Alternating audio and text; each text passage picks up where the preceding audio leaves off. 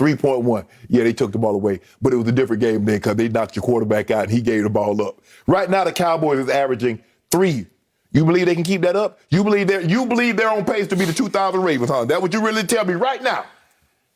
I didn't think you were. So for me, this is what we do know about the Cowboys. This is where we are, and I think this will remain a theme. 31st in pass defense. I don't see you getting higher than 25th.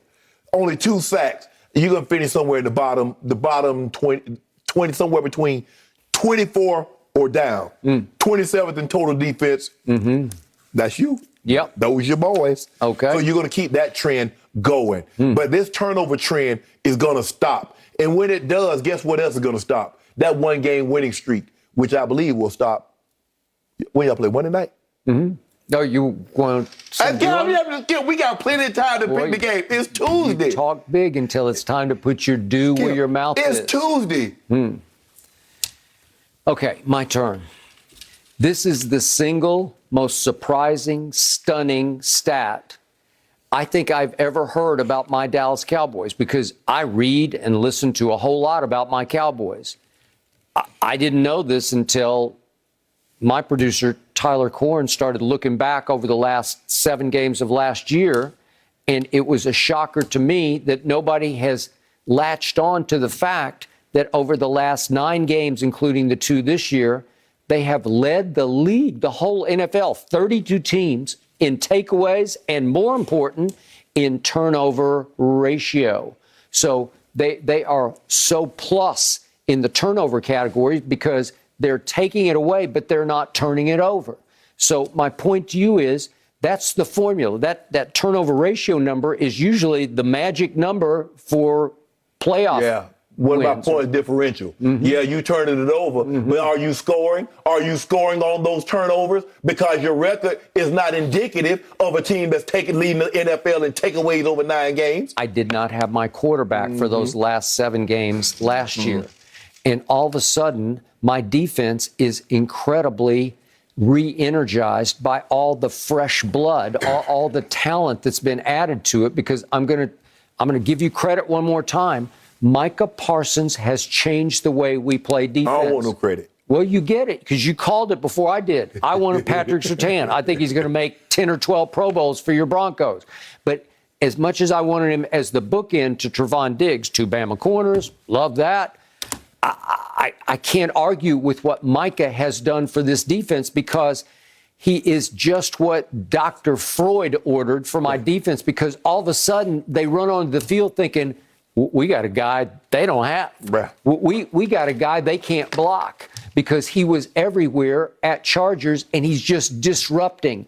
He is taking his mental toll on all the people who are trying to keep him off Justin Herbert. And he finally makes the play of the game, even though it shouldn't have been called a sack.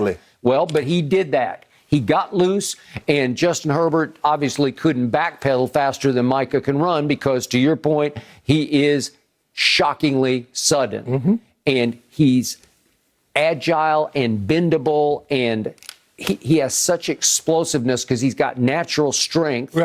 And it's the Von Miller formula. All of a sudden, I'm seeing some flashes of Von Miller coming off the edge where you just can't get him on the ground. You can't knock him out of the play. And the point is, when you've got that guy, and Donovan Wilson was coming on at the end of the year. He didn't even play at the Chargers, but he's pretty good at strong safety. And Kazee, who played for the worst pass defense in pro football history in Atlanta, just keeps making plays for my defense at the free. And I'm starting to love him because he's got a nose and a knack for being around the football. Guess what? He still played on one of the worst defenses in football. Well, he did, but Keanu Neal got moved. I'm saying he's still currently. Oh, you really think so? Currently. Huh. Well, that's interesting, because my defense last year could not stop anybody from running wild. Y'all still can't stop anybody from throwing the ball wild. Cleveland ran for 307 last year. At Baltimore, 294 rush yards we gave up. Arizona at home on a Monday night, 261 rush yards. You're pathetic to the point of you can't even compete on defense because you can't stop the run.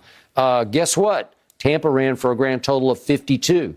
Chargers with Austin Eckler, he did what? What they totaled 95. They didn't even break 100. But guess what, Skip? Yep. So now they're not doing it by land, they're doing it by air. So that's what they do. Okay. They say, well, you know what? It's just easy. We just throw We've it. played the GOAT, and the best has the golden-armed young quarterback is Justin Herbert. You tell me he's going to be great. Okay, well, let me ask you a question. What team have you played that runs the football like the Ravens run it, like Cleveland run it, like Arizona ran it? So which one of those teams, those first two teams that you played, run the football like that, or do they throw it? Fortunately, we don't have to play Baltimore or Cleveland. We'll get some revenge on Arizona later in the year. But guess what you do? You do play teams that throw it. You still got Kansas City on the docket. You still have the Raiders on the docket, which throw the football. So guess what? I will be proven right again. You're going to finish at the bottom in pass defense again. So Keanu Neal has moved up to his more natural position, which is linebacker.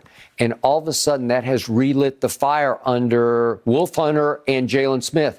Jalen Smith was making plays on Sunday. He's found a rebirth in this defense. Yeah, standing on the sideline to do that for you. All right, and I didn't even have DeMarcus Lawrence, who Pro Football Focus just loves, says he's a top 5 pass rusher, and Randy Gregory. I think he's going to have a breakout season this year, and he got COVID. So let's see when he bounces back from the COVID list what starts to happen. Neville Gallimore comes back in the interior line off his elbow dislocation. And that Brent Urban has been good against the run. And little Odighi Zua, he's been wreaking havoc in the middle of the line. I'm loving it. I got new talent here. I got a new coordinator. I got a new spirit. This defense and your numbers are still where they are. Incredibly underrated. And your numbers 2 games are just like they were last year this time, minus the turnovers, but you still have the same record. I told you my defense is 50% better than it was last year, and I think it might be 75% better. But your record's still 1-1 after 2 games. Okay, well, that's all we played. We lost to the GOAT who goated us at the end of the game. That was my point last year, Skip. Really? You only played 2 games. You were 1-1, and you could have been 0-2, and you could have been 0-2 this year. Do we play the GOAT and the golden arm young quarterback? Nope, we did not. Who did you play? First 2 games? Yep. We played at Rams when they were struggling, right? And then we came home and What you mean they were struggling? They're a playoff team. Yeah, well, they were struggling. They started off slow last year. No. You started off slow. Okay, and then we came back on Atlanta at home, 40-39, after we were hopelessly behind. Yeah, but but guess what? You wanted me to give Tom Brady an A for coming to Atlanta after all those big leads I that didn't they say blew. give him an A. Yeah. Huh? You should have gave him a C like I did. He only threw 5 touchdown passes with no interception. Against Atlanta? Yep. Wow. That's impressive. Well, he's leading the league in touchdown passes and on the way to MVP, as I predicted. And guess what? Yep. Playing the Cowboys, he'll get the MVP. Playing Atlanta, he'll get the MVP. But guess what? Everybody else that plays the Cowboys in Atlanta going to have those numbers. Jalen Hurts had those numbers against Atlanta, didn't he? How'd that look? Do you like your crow sautéed or just fried? What do you fried. like? Rice. Crow and rice. That's what I like. Rice? Which I will not be eating any of. I will special order that for you. Which I will not be every eating. Monday. No, we don't need it. We don't need it. Oh, but I like where this is going with Tom Brady. And here is the important question. Is he actually just getting better and better with age? He's making us all feel better about aging. You don't want to miss this. Next. No mercy, no